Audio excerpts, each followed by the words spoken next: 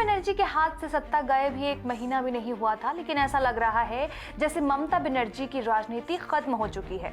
पश्चिम बंगाल की पूरी राजनीति इस वक्त सीएम शुभेंदु अधिकारी और विधायक हुमायूं कबीर के बयानों के इर्द गिर्द सिमट सी गई है। बंगाल की सियासत एक बेहद संवेदनशील मोड़ पर खड़ी है। एक तरफ बकरीद और कुर्बानी को लेकर सख्त नियमों और कानूनों की बात हो रही है, तो दूसरी तरफ राजनीतिक बयानबाजी ने पूरे माहौल को और गर्म कर दिया है। इन सबके बीच ममता बनर्जी कहीं खो सी गई हैं। आज हम इसी बात पर चर्चा करेंगे कि क्या बंगाल की नई राजनीति में दीदी के लिए अब कोई जगह नहीं बची है।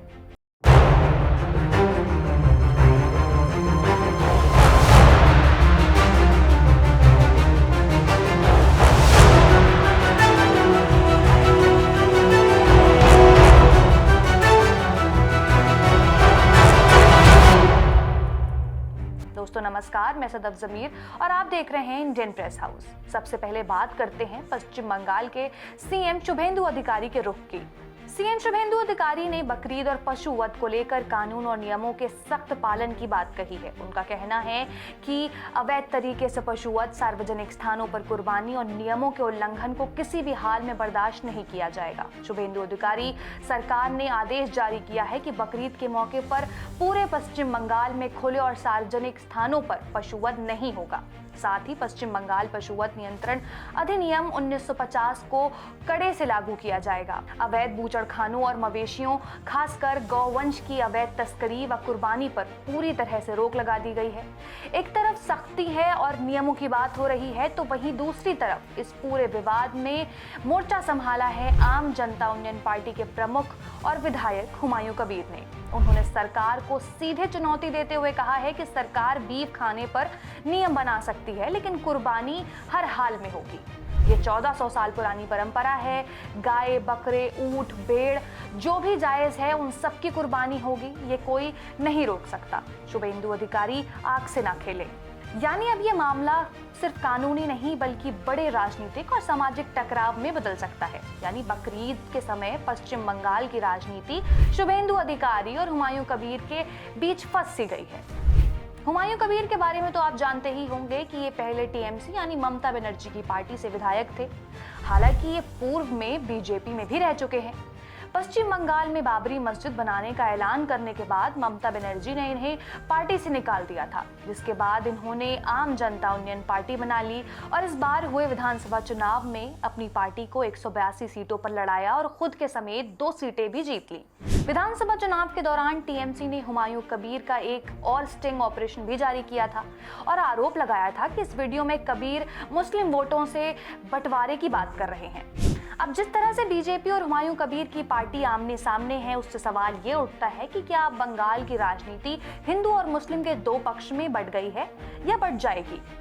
यही सवाल उठता है कि कहां है पूर्व सीएम ममता बनर्जी, क्योंकि अभी तक बीजेपी के सामने ममता बनर्जी ही खड़ी दिखती रही हैं। हर बड़े छोटे विवाद पर ममता बनर्जी तुरंत सामने आती थी। सीए, एनआरसी, दंगे या किसी तरह के भी सांप्रदायिक तनाव में वे खुलकर बोलती थी, बयान देती थी और राजनीतिक मोर्चा भी संभाला करती थी। लेकिन इस बार तस्वीर बिल्कुल अलग नजर आ रही है। ना कोई स्पष्ट बयान, ना किसी एक पक्ष का समर्थन, ना ही किसी विवाद पर सीधी प्रतिक्रिया।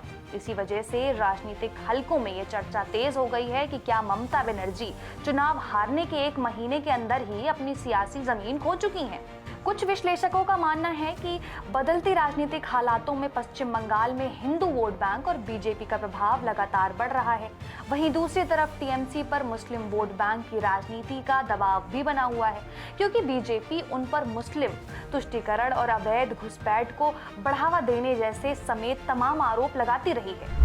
पश्चिम बंगाल में करीब 30% मुस्लिम मतदाता हैं और पिछले 3 चुनावों में इन्हें टीएमसी का वोटर माना जाता रहा है। और अब जब बकरीद के त्यौहार और कुर्बानी का मुद्दा राजनीति को गरमा रहा है, तो बीजेपी के सामने हुमायूं कबीर खड़े हैं, ना कि ममता बनर्जी। क्या कारण है कि ममता बनर्जी इतने बड़े वोट बैंक की तरफ से कुछ भी नहीं बोल रही हैं या उस आक्रामकता से इस मुद्दे को मोर्चाबंदी नहीं कर रही हैं? ऐसे में सवाल उठ रहा है कि क्या ममता बनर्जी किसी भी एक तरफ खुलकर बोलने से बच रही हैं और इसी संतुलन की राजनीति ने एक नया मोड़ खड़ा कर दिया है कि कोर हिंदू वोटर जो बीजेपी के साथ है और अब मुस्लिम वोट बैंक में हुमायूं कबीर सेंधमारी कर रहे हैं, तो ममता बनर्जी का क्या होगा। दोस्तों, राजनीति में कई बार ताकत सिर्फ बोलने से नहीं दिखती, बल्कि ये भी दिखाती है कि क्या नेता किस मुद्दे पर चुप रहते हैं और किस पर खुलकर बोलते हैं। और फिलहाल हर मुद्दे पर मुखर भरने वाली दीदी आज चुप हैं, जिससे बंगाल की जनता देख रही है। हुमायूं कबीर के बारे में विपक्षी दलों का ये कहना था कि वो बंगाल में असदुद्दीन ओवैसी साबित होंगे। क्या बंगाल में एक नया ओवैसी आ रहा है जो मुस्लिम मतों को बिखराव कर ममता बनर्जी का राजनीतिक अध्याय खत्म कर देगा? क्योंकि ममता बनर्जी वैसे भी 70 साल की हो चुकी हैं और पार्टी अपनी सबसे बड़ी ताकत यानी सत्ता खो चुकी है। तो आप इस मुद्दे पर क्या सोचते हैं? क्या ममता बनर्जी इन परिस्थितियों में वापसी कर पाएंगी या बीजेपी और हुमायूं कबीर के चक्रव्यूह में फंस जाएंगी? हमें कमेंट करके जरूर बताइएगा और चैनल को सब्सक्राइब भी जरूर करें।